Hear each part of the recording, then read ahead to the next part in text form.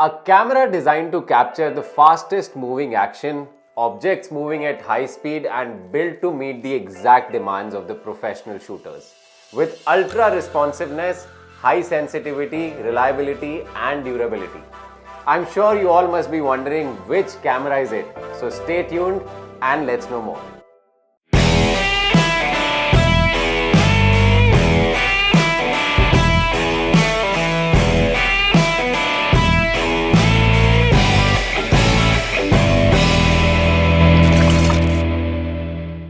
What's up everyone, it's Nitin Arora here and I welcome you all to my YouTube channel.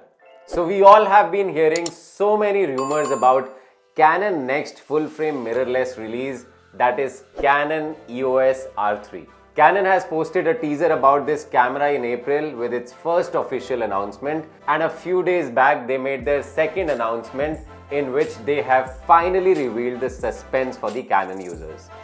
It can be seen now that Canon EOS R3 lands in between the robust EOS R5 and the Canon's flagship EOS 1DX Mark III.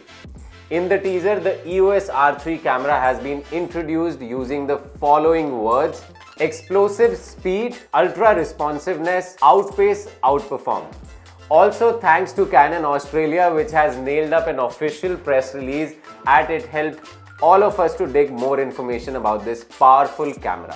Given what we already know about the EOS R3 specs and features, it's shaping up to be a pro sport shooter camera. And looking at the speed can also go well in the hands of candid wedding photographers. So it's time that we should try revealing the features of Canon EOS R3, and I'm going to cover everything that I know so far.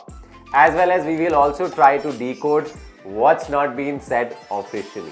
To start with, let's talk about the much hyped 30 FPS shooting with RAW first. EOS R3 lies a brand new back illuminated stacked sensor working in concert with Digic X image processor, providing faster readout speeds during still image recording. Canon has already revealed that the stacked CMOS sensor in the R3 would be fast enough to allow 30 FPS shooting in the camera's electronic shutter mode with full AF and AE tracking.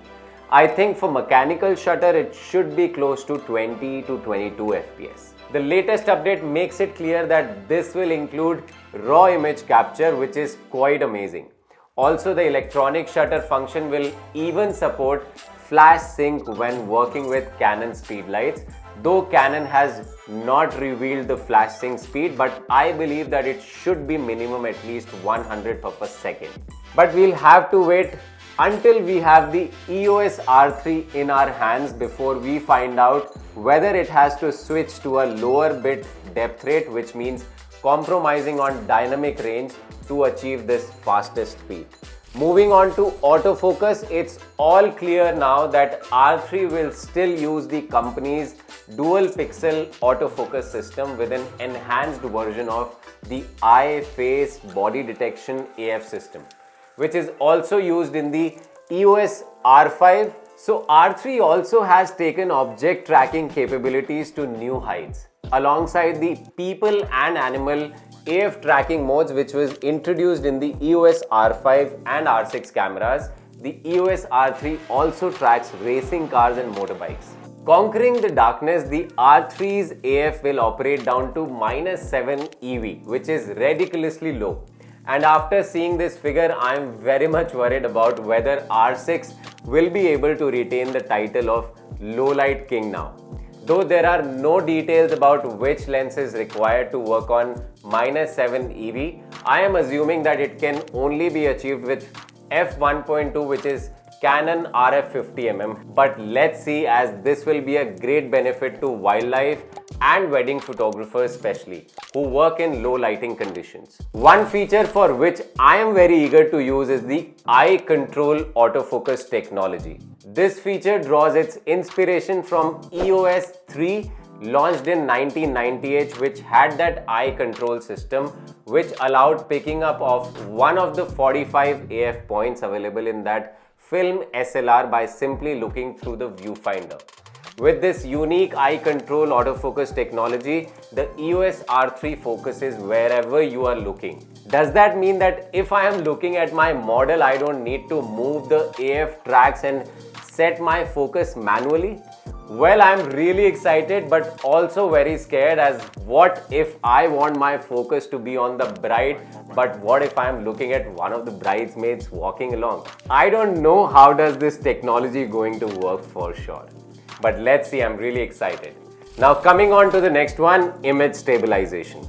The EOS R3 will feature the in-body image stabilization, which was first seen in the R6 and R5.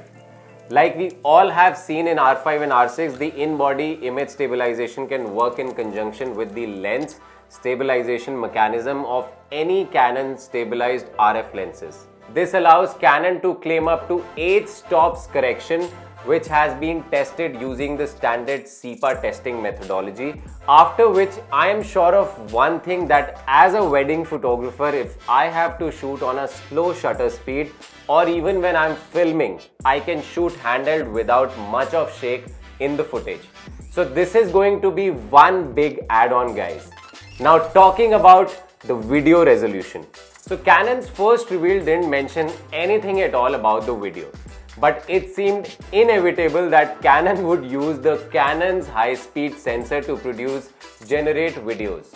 The latest update promises oversampled 4K footage with the option of both Canon Log3 or internal RAW movie capture. The fast readout rate promised by the stacked CMOS sensor should help keep the rolling shutter under control.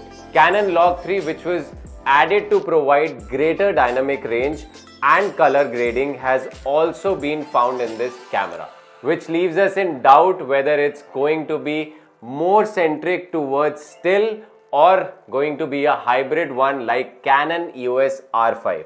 Though no one has talked about 8K yet. By the way, for everyone assuming that Canon's announcement of 4K video and not 8K for this camera means lower megapixel, well, it may, but consider that announcing 4K doesn't preclude that this camera will have 8K like R5. That's something that Canon is still holding back. Also, a high enough resolution camera for 8K doesn't necessarily have 8K. For example, the GFX 100s has 100 megapixel but it's only 4K. Same way the Sony A7R4 has 61 megapixel, but that also is 4K, guys. I believe that's going to be the USP for R5 only, and you will soon have an option to record 8K through external recorders with the development announcement of Ninja V Plus from Atomos, which will further strengthen Canon's positioning EOS R5 as complete 8K video solution camera with bypass restriction once it records to external. Next is the battery. Now what's interesting is that despite being smaller than the EOS 1DX Mark III, the R3 will also use the same LPE19 battery. Thank God Canon has done this, because whenever I shoot with R5, I feel the number of shots with one single battery charge are quite less, as it consumes a lot of power because of the EVF and LCD introduced. Now I feel happy that it can deliver plenty of shots per charge with this 30 WH battery, which is near twice the capacity of EOS R5's LPE6NH. Canon confirmed that the R3 will use CF Express in one and SD card in the other slot. This will be the same CF Express card that we all use in R5 and 1DX Mark III for faster speed to support 4K Ultra or 8K. Thank God I was already out of money after buying this CF Express card for my R5, and I think I'll have to start saving another one now if I plan to buy R3. But one problem that I have realized is that why don't they come up with 2 CF Express slots only? Because in such high-speed cameras, SD cards I don't think really work well, especially when you are gonna shot your gun with 30 FPS. No answer to this as well. Moving on to next feature, vari-angle LCD. Now after having so many similarities, there is one thing that is unlike the 1DX Mark III. The R3's rear screen is fully articulated, twisting to almost any angle, which has never been used in any of the DSLR version. This LCD makes at least my life simpler, and with the help of this in weddings where you're working in so much of chaos and limited space, helps professionals like us to compose easily from different and creative perspectives. The images which Canon has released makes very clear that it's a 3.2-inch display, but no details have yet been given about the resolution of the panel being used. But looking at this varied angle LCD, one thing I'm sure of is that it provides versatility to different types of photographers, which means Canon is not just targeting news and sports photographers, but potentially making this type of camera more mainstream. Let's start with the physical design and build quality. When the first announcement was made, we all knew since then that the camera is going to have a vertical design.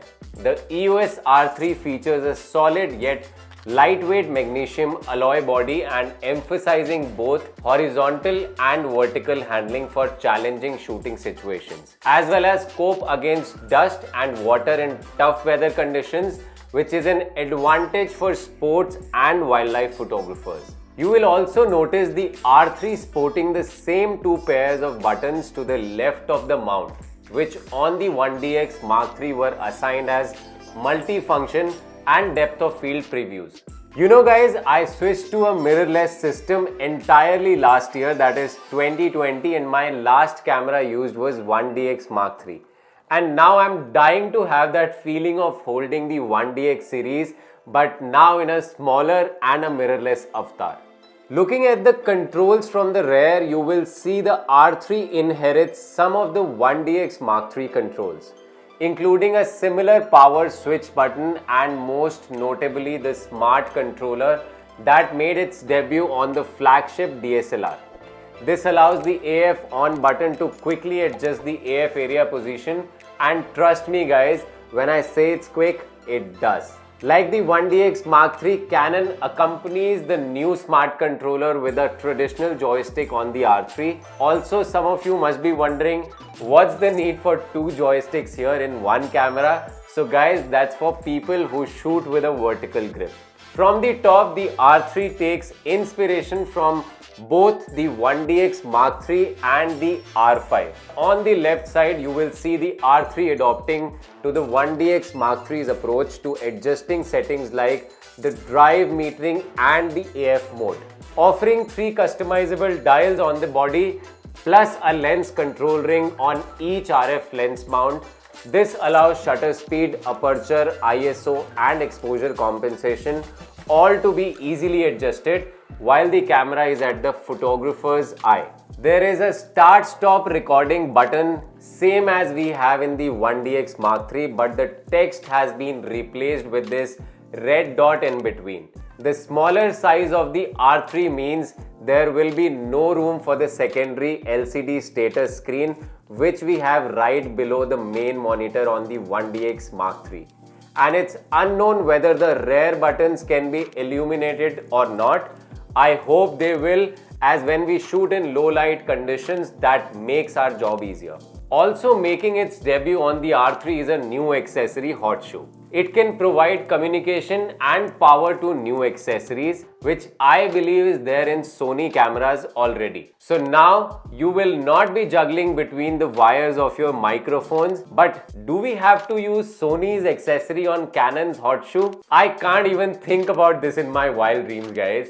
I'm sure Canon is also planning to come up with its new range of accessories. On the left side, you will find the ports for microphone and headphone jacks, USB and HDMI, flash sync and an Ethernet port for wired networking. There is also 5 GHz Wi-Fi, which allows fast communication on with computer networks, laptops and mobile devices for professionals who can share images quickly and easily. So that's it guys, these are the only features and controls we are aware of till now. I am still not sure why Canon has not announced the size of the sensor, resolution of the camera or the release date of this one. Are they going to launch before the Olympics, or if not, then maybe close to October, I believe. Whether it will be able to record 8K or how much it's going to cost us, it's still a question. According to CanonRumors.com, Canon plans to undercut the competition and price the EOS R3 lower than what the 1DX Mark III and the Sony Alpha A1 cost right now. If I look at this from this perspective, then what I remember is that 1DX cost somewhere close to 64 or 6500 and the Sony is also the same. This means the estimation of price is going to be close to $6,000. The only thing which comes to my mind now is whether this price tag is exclusive of CF Express card or inclusive. God knows. Thank you guys for watching this video. We'll come up with another video very soon once we hear any update from Canon. But when will that happen? Well, it's quite obvious now. Only Canon knows. See you guys.